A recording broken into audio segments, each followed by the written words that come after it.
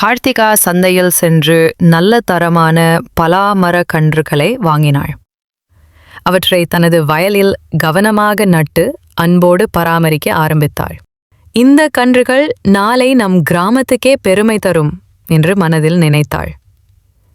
மழைக்காலம் வந்ததும் அந்த கன்றுகள் வேகமாக வளர்ந்து பச்சை பசுமையான பலா மரங்களாக மாறின.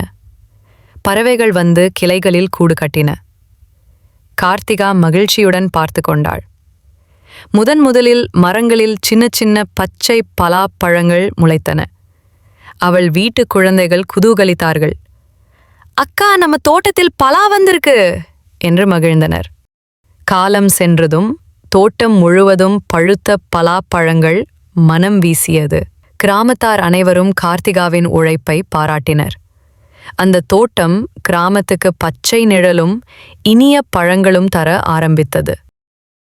கார்த்திகா பலாப்பழங்களை விற்று நல்ல வருமானம் ஈட்டினாள்.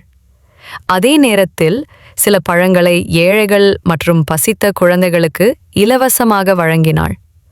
அவள் கருணையும் உழைப்பும் அனைவருக்கும் முன்மாதிரியாக அமைந்தது.